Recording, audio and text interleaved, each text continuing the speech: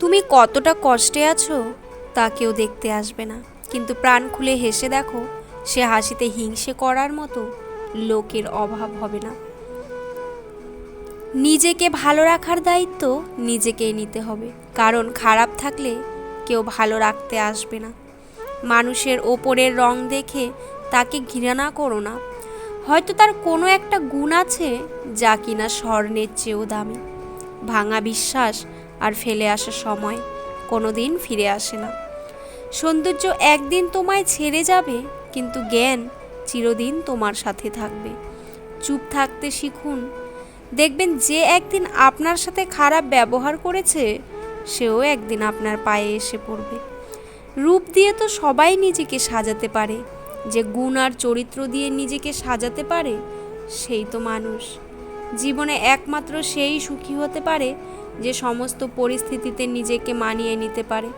শুধু সাপ নয়, কিছু মানুষও খুবই বিষাক্ত হয়। সাপকে তবুও দূর থেকে চেনা যায়, কিন্তু বিষাক্ত মানুষদের চেনা খুব কঠিন। যাদের তুমি কাছের ভাবো তাদের কাছে শুনতে পাবে গোল টেবিলের বৃত্তে তোমার গভীর সমালোচনা। অর্থের শূন্যতার চেয়ে প্রিয়জনের শূন্যতা মানুষকে বেশি কাঁদায়। সত্যের পথে চললে কষ্ট হয় ঠিক, তবে একটা সুবিধা থাকে, ওই পথে সবাই যাওয়ার সাহস পায় না।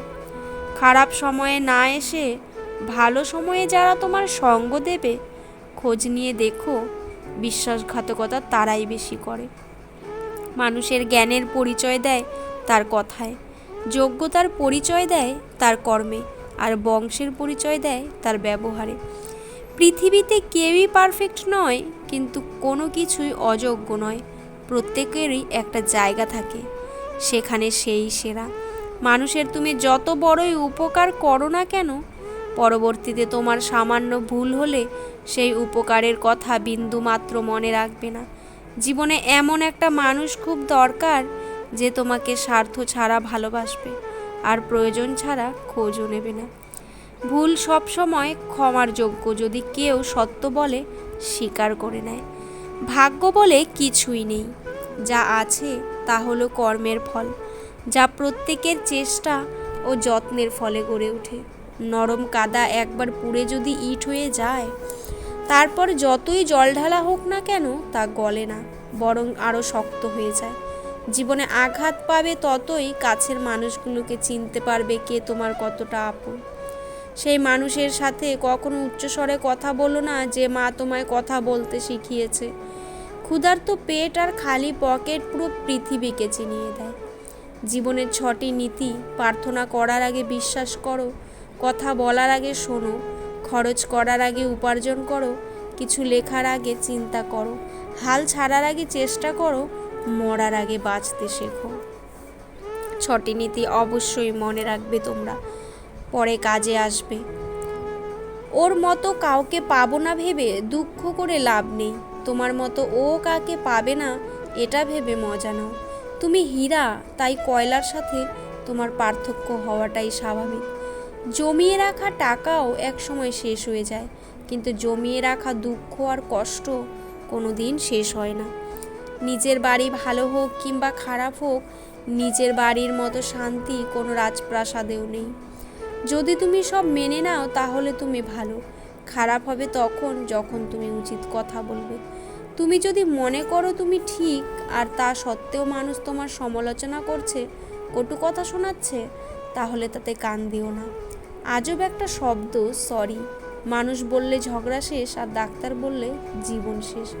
অহংকার রূপের জন্য নয়, গুণের জন্য থাকা উচিত।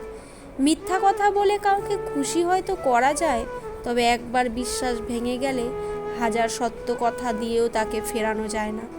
শত্রুরা বানানোর জন্য ঝগড়া করতে হবে না, তুমি ভালো কাজ করো, এমনিতেই তোমার শত্রু হয়ে যাবে। যেই আগুন আমাদের উষ্ণতা দেয় সেই আগুনই আমাদের জ্বালিয়ে ছারখার করে দিতে পারে। তাই বলে দোষটা আগুনের নয়।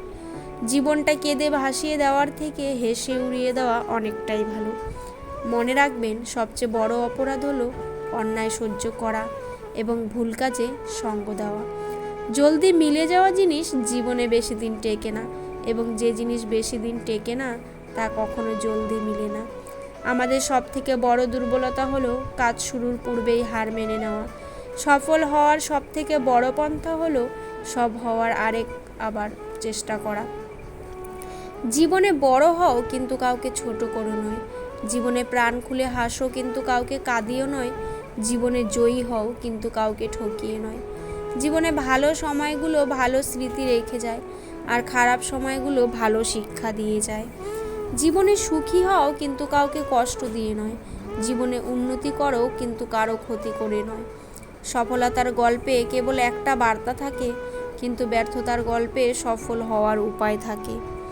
নিজের ওপর বিশ্বাস রাখো, তোমার দ্বারাই সব সম্ভব। জগতে এমন কিছুই নেই যা তুমি পারবে না। এই সংকল্প নিয়ে এগিয়ে যাও, তুমি সাফল্য পাবেই।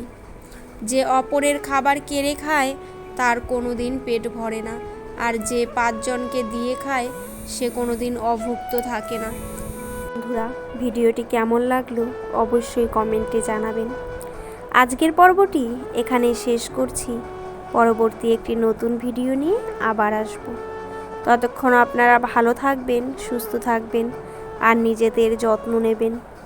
ভিডিওটি ভালো লাগলে অবশ্যই চ্যানেলটি সাবস্ক্রাইব করে পাশে থাকা বেল আইকনটি প্রেস করে দেবেন। বন্ধুরা, পুরো ভিডিওটি দেখার জন্য আপনাদের অসংখ্য ধন্যবাদ। ভিডিওর শেষে জয় শ্রীরাম লিখতে ভুলবেন না। ভালো থাকবেন বন্ধুরা।